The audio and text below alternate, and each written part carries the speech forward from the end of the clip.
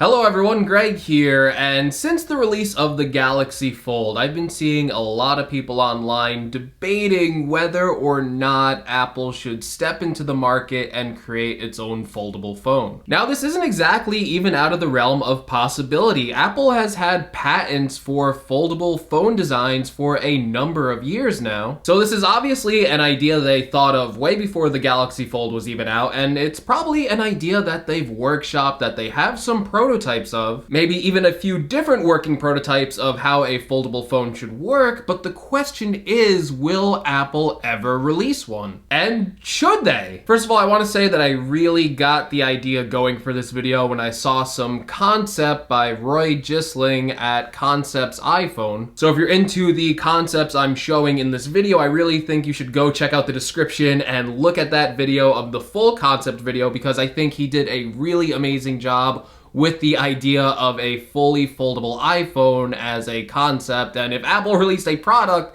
that looked like this, I might be inclined to purchase it. Now, make no mistake, the whole topic of foldable phones is a really popular subject right now, especially with the announcement of the Galaxy Fold. And there are a lot of people questioning whether or not a foldable phone is even a good idea, and a lot of companies are debating if they should even ship one. Even Microsoft had a foldable tablet phone kind of concept with Andromeda, and they decided not to ship that device. So with so many companies interested with the idea of a product that is very much like a foldable phone or even a foldable tablet, I think it's only natural to assume or to question if Apple should be bringing this product category to its own line of products. Because this isn't the first product category that was popular at a time that Apple decided to skip over. The most notable thing I can think of is when the netbook craze was going on. Apple said that they weren't going to make a netbook because it had too many compromises and was running old clunky PC software on very low-end computers. Sure, the netbooks were small and cheaper, but Apple wasn't interested in making that type of product, and in fact, they didn't go with the netbook design at all. They created something entirely new with the iPad, which was their answer to netbooks. And now if we look at the category of netbooks, they aren't even a thing. I even ran a community poll where I asked, should Apple make a foldable phone? And the vast majority of you said, no, Apple should not make a foldable phone for the sake of making a foldable phone. And I agree with that notion. Apple should not make a foldable phone just for the sake of making the product. They should only make this product if they have some really good ideas, some really good innovations, and some really good focus that could make this product better than a phone, and find some new use cases that most people aren't thinking about right now. And I have to dispel this notion that just because Apple isn't first with the foldable phone product doesn't mean that they're ever going to release one or that they aren't innovating anymore. If you know the history of Apple, you know that they are rarely first to make a brand new product category. There were a lot of bad MP3 players before the iPod. There were a lot of bad smartphones before the iPhone. There were a lot of bad tablets before the iPad. And I think the same could be said for the smartwatch category, with a lot of bad smartwatch designs and smartwatch ideas that when Apple finally stepped into the category, they figured out what was important about the smartwatch and narrowed their focus in on that to make it a popular product. And I really think a lot of people in the tech community need to get the idea out of their head that because you're first, it means that you are the most innovative. Because if you ship a product for the sake of being first and your product has a really bad user experience, no one is going to remember you fondly because you were the first one on the market with a foldable phone. They're just going to remember the bad user experience that they had with that device. It's more about being first with the technology. It's more about finding the right use case for this technology. You need to find not only a good hardware design for it, but also meld in the proper software design and find new use cases or better use cases than older products for this entire product to even have a reason for existence. Which kind of brings me to my next point, that if Apple is going to release a foldable phone, they need to find a reason for it to exist in the current lineup of products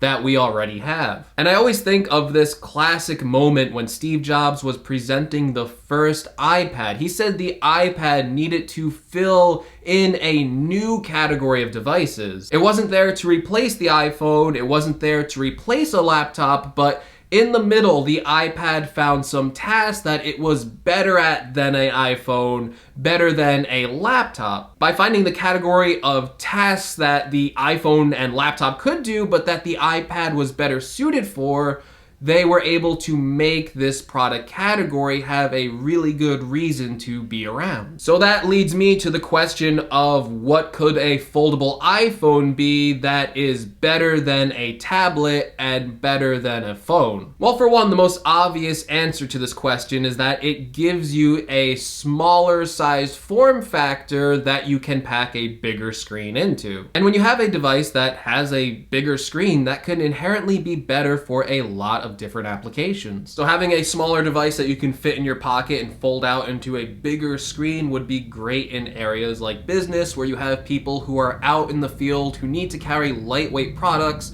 but might also need a bigger screen to get productivity tasks done with. With having more screen real estate, you could potentially do split screen applications, which is a concept that the Galaxy Fold even showed off. Now with this concept foldable iPhone video, they even show a really cool mode where you fold up this phone and kind of use it as a laptop. So you have the bottom screen with the keyboard and then the top screen displaying the notes field. That can create a faster and better typing experience for people who need to get a lot of typing done.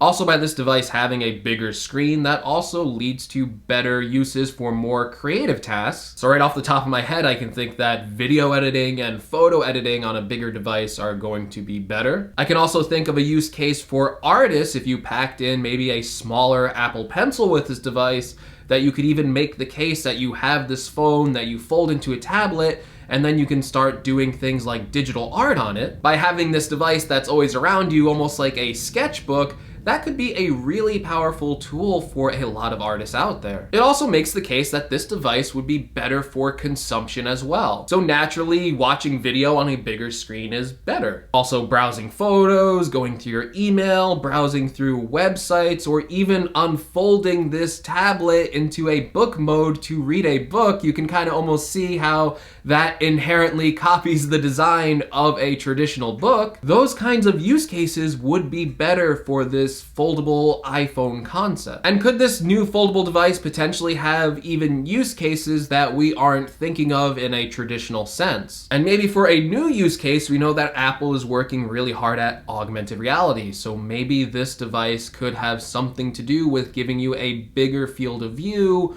during AR applications. By unfolding that device, by having cameras inside of it, you could use that as your portal into this AR world. Now, we've been talking a lot about foldable phones in this sense of the Galaxy Fold, where you have your phone, you unfold it, and you get a bigger screen experience. But there's also another route that I don't think a lot of people are talking about, and that is using this foldable technology not to make the screens bigger on our devices, but to make our phones smaller. So imagine a foldable iPhone that didn't fold out into a tablet, but that you can fold in half, much like a Motorola Razr. By going backwards in time to the way that we used to store our old flip phones, that could give a lot of benefits to current phone users that maybe aren't beneficial by folding it out into a bigger screen. The first and most notable is that you would have a smaller device that you could easily store in your pocket. It would also create a more protective outer shell for your phone, so if you dropped it, your screen wouldn't be on the outside, so maybe you would have some more protection there. And you could possibly even make these phones bigger, not in the sense of making them wider, but even taller. By being able to fold it in half, you could make the screens bigger that way. And so to answer the question of should Apple make its own foldable phone, and it's kind of a silly question if you think about it, because I think my answer, like most people, would be yes, if it makes sense. Yes, they should make one if they can truly provide a better user experience with a foldable phone than we are currently getting with our iPhones or with our iPads. But if there aren't any real-world advantages, if there aren't any advantages where a foldable phone is better, where it makes it better for the user to use, then these foldable phones are inherently flawed, and Apple shouldn't make one just for the sake of making one to have a device to compete with the Galaxy Fold. Because to me, in the current state of the Galaxy Fold, this is a phone that has way too many compromises to be a good phone or a good tablet. And if by buying this device and you end up with a mediocre phone experience and you end up with a mediocre tablet experience, this product really doesn't have a reason to exist other than that it's new and shiny. Because from an Apple philosophy, traditionally, they do not like to release a device that is heavily compromised and doesn't have a reason for existence and doesn't offer the user a better user experience than what they are traditionally using. That inherent idea of releasing a product just for the sake of releasing a product without any real-world benefits, it is an inherently anti-Apple mindset. And I hate to use this quote, but if Apple releases a foldable phone that doesn't offer the real-world usage scenarios I was talking about in this video, that is something that Steve Jobs wouldn't do. But enough about what I think. I want to hear from you. Let me know what you think in the comments below. Do you think that Apple should make a foldable phone? If they did make a foldable phone, would you prefer something more like where they expand it into a tablet, or something where they shrink the phone down like a flip phone? As always, if you want to support this channel in any way, you can find links in the description to the Greg's Gadgets merch store where we have some really cool merchandise, and you can use my Amazon affiliate link if you'd like to purchase something on Amazon, and that will help support the channel. And as always, I will see you all in the next video. I fold, everyone.